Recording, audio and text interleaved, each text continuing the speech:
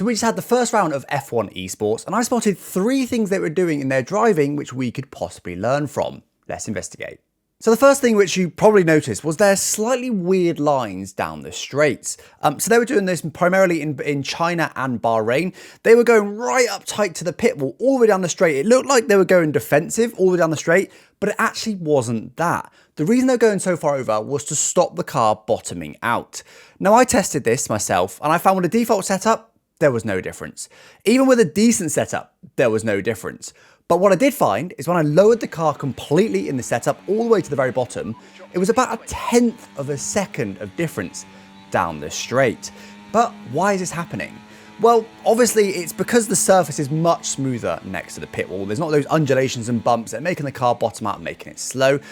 But why is it so much smoother there? Well, I think for me, it's because it's not worth them making every single surface of the entire circuit absolutely perfectly accurate. By making that surface perfectly smooth, it's a bit less work for them to have to make the circuit. It's also less file size because not every surface has got, every undulation perfectly mapped. It also means it runs faster because the game or your console is not having to load everything. So it kind of makes sense. But obviously in situations like this, I think it would be good to see the pit wall sort of off-track bit, a bit more realistic, just that bit. I mean, we're not expecting the bit way off into by the barrier, but the bits that are right around the edge, maybe they could be a bit more realistic just to stop this kind of thing. But to be honest, I've not really seen anyone else do this until we got to esports when they're looking for every 100th. What it did show though, was that esports drivers must be running very low setups. As I said, with the default setup, there was 0 time gained. And okay, I went a bit extreme by going all the way to the bottom to find a 10th, but they're clearly finding time. It's clearly worth it. So they must be running very low. So that gives us a bit of a clue with what they're running setup-wise if you're that way inclined. The second thing which you probably spotted was the very aggressive turn-in. Now, the commentators picked this up quite a bit. They likened it to Fernando Alonso of years gone by. And in particular, you saw Thomas Ronhard doing it when he was going for an overtake around the outside. He'd brake super late and then just turn the wheel really quickly to the steering angle he was looking for. Also, Ismail Fassi seemed to pretty much nail this. He was definitely one of the fastest. He got pole. Was it 3 times he got pole in the end? So Ismail Fassi was absolutely rapid, and he was employing it as well, just turning the wheel super fast to the angle that he wanted. And it seemed to gain them time. Now, I did try and test this, but to be honest, I didn't find too much information. I mean, I did find a bit of time, certainly in turn 1, but it was really hard to judge what was finding the time. Was it because I had extra braking? Was there some genuine physics cheese there? I'm honestly not too sure. It's really hard to judge without doing hours and hours and hours of practice to absolutely nail this, to really figure out why it's quicker. And bear in mind, not even all esports drivers have got this nailed. So it's not like, you're just lazy, you should have done it more. No, it's really hard to nail. I did really try, and I did find time, but I don't really know why. But what could it be? Well, you do see this sort of thing in karting, particularly in the wet. People in karting, they'll turn the wheel really quickly to a sort of 90-degree angle. They'll be sort of scrubbing the front tyres, sliding across track, and then suddenly they'll grip up and carry on. Now, in karting, I believe this is partly for some extra braking, but in the wet in particular, it's really because they're waiting to find that grip. They're sliding a lot across the slick surface, the dry line, and then as soon as they hit that wet line, they can feel it. They can feel it starting to grip up, and then they can adjust their steering accordingly. Please do let me know if you're a karter in the comments and if I've got that a little bit wrong. So it's definitely similar to that, but I don't think it's for the same thing as that. If I had to guess, I'd say it maybe is a little bit extra braking on the front, but it's really just primarily physics cheese. They know in turning the wheel that they're not going to go over the limit of the tyre. They know they're going to be fine. I don't know if they're just straight up getting more grip from it, but it's certainly not less. And it's probably just a way to either balance the car or just to optimize and just turn and just wait, just like doing karting, turn and wait for it to grip up. Bit of a weird one, this one though, and still a few question marks on it. So this month, for every 10 subs we get, I will do 1 lap of time trial. That means if we gain 1,000 subs in January on YouTube, I will have to do 100 laps of time trial for a video. So drop a sub if you want to see that. Let's get back to the video. And the third thing I noticed then was they were very quickly downshifting and upshifting in the straights while absolutely full throttle. Now, this was quite subtle in the broadcast. You may not have even spotted it because it was happening super quickly. I think that was probably mainly because of the spectate cam having a little bit of lag rather than they were doing it super quickly. But they were downshifting and upshifting really fast from 7th to 8th, or so from 8th down to 7th, back up to 8th gear. Now, this isn't new to this. This was discovered before, and actually this is just a straight up bug. What happens is when you put the ERS mode down to none, which should stop it deploying completely, it doesn't actually stop deploying until you either shift up or you fully lift the throttle. Now, obviously, they're not going to fully lift the throttle, so they downshift and upshift really quickly to get that upshift in to stop it deploying to then save some ERS. So that's what they're doing. It's a bit of a bug. I did test this, though, a bit more thoroughly. And first of all, this is a really visual thing you can see for yourself. When you turn it down to none, down the bottom there, you can see that it's the little green thing is still scanning across because it's still deploying, even though you've got it in none. And as soon as you then upshift a gear, it stops doing that. So it's a really visual, obvious thing that's happening. It's just a bit of a bug in the game. It kind of is what it is, really. Also, it's interesting that sometimes the red is happening at the same time as the green. Obviously, you can't really be deploying and harvesting at the same time. Doesn't really make any sense. It's a bit of a weird one there. But again, as soon as you upshift or lift the throttle, it seems to fix it. A couple of bits I found. I was previously lifting the throttle to stop ERS deploying. I personally preferred it to toggling the modes. It meant I had full control of my right foot and I didn't have to press any silly buttons. But actually what I found was I was missing out on a bit of harvesting. What I found was the ERS-H, which is where this harvesting comes from when you're not in the braking zone. Basically, it harvests based on throttle position and based on revs in this game. So where I'm lifting to 85%, yes, it's stopping the ERS from deploying, but it's also missing out a little bit, the 15% of that recharge. So it's not good to do that. You do want to be going down to the none deployment mode. You just need to make sure you're double shifting or maybe going down to none just before you put an upshift to make it actually fully recharge. One final note is the red bar down the bottom. You'll see this fill up pretty much every single lap. That's your ERS-K harvesting. So that happens under braking primarily. That's where it's mostly harvested. But also if you're lifting, that will also go up as well because it's sort of, I guess, effectively decelerating. That's the idea.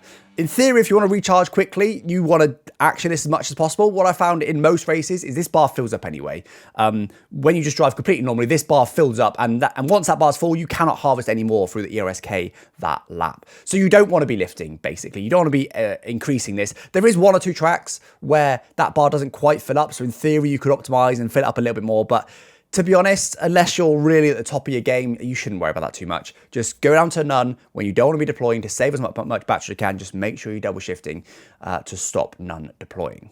And while on the topic, I just want to speak about the show for F1 Esports. So we saw it change again this year, back to the sort of more original hosts. And overall, I think the show is really good now. We've got some replays in there. I think the hosting team does a really good job.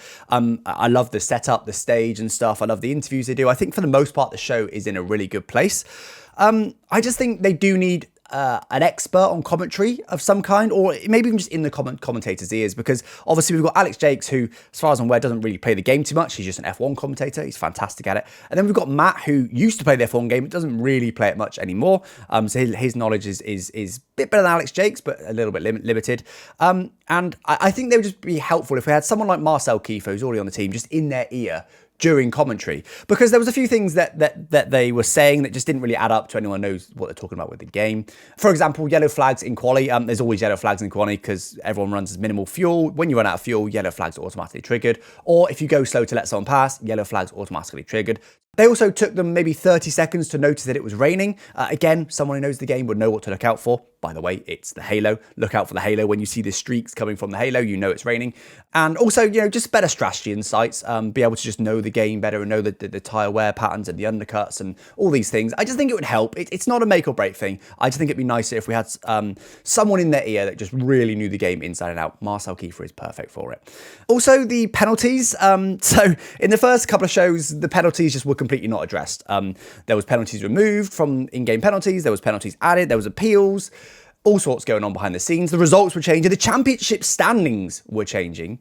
And they weren't mentioning it, which was a little bit weird. It wasn't mentioned on social media. It wasn't mentioned in the show. It was weird. It was brought up. In fact, I tweeted about it as well.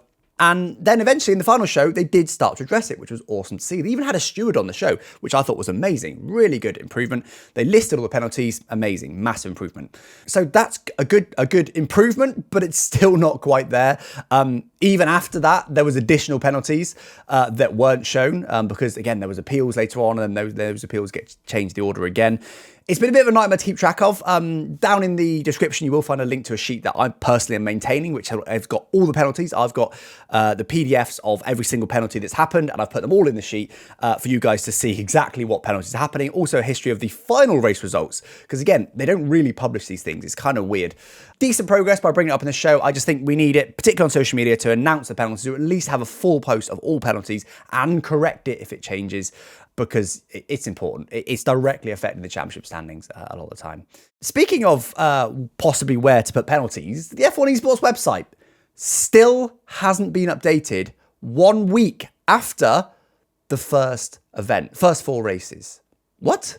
Very strange. Now, the F1 Esports website is maintained by EA, which is kind of weird because despite popular belief, EA actually isn't really involved at all. Regardless, if you go to f1esports.com, it looks like there is no F1 Esports on. It just talks about the previous season. It talks about the calendar for the previous season, which was almost a year ago now. It talks about the championship standings at the end of the previous season, which was almost a year ago now. There's clearly something weird there because this is the first year it's not been updated. And it's the same promoter this year as it was last year. So there's no reason why this year wouldn't be updated. I don't know what's going on. Something strange. It's not a good look though. Have F1 Esports website outdated. This is basic stuff. Hopefully it'll be updated soon. But again, it has been a week since the first event, so clearly something weird's going on there, but surely it'll be updated soon. One final note as well on the physics. Obviously, we brought up a few issues today. Hopefully the developers are watching, not necessarily this video, but F1 Esports, and are spotting these things, especially that bug where you have to downshift and upshift to get the ERS mode to change. I mean, that is a straight up bug. Hopefully they weren't aware of it already. You would assume that the F1 Esports drivers would be reporting this sort of thing to EA and they'd be fixing it. But, maybe they were trying to keep it under their own hat to try and gain an advantage. You never know. Hopefully EA are on this and they're going to fix it. We can keep our fingers crossed for that because it's mostly minor stuff, to be fair. There's not been any massively weird and wonderful, hitting the rev limiter every single time or spamming open and shut DRS or something. You know what I mean? There could have been loads of weird stuff that happened. Thankfully, there hasn't been any too much cheese. But hopefully the small issues that we have found are going to be noticed by EA. But anyway, guys, that is it from me. Hopefully you enjoyed this video. Please drop a sub if you haven't already. It took quite a lot of research and testing to get to this point. So hopefully you guys have enjoyed it, and I'll catch you next time. Thanks for watching. Bye-bye.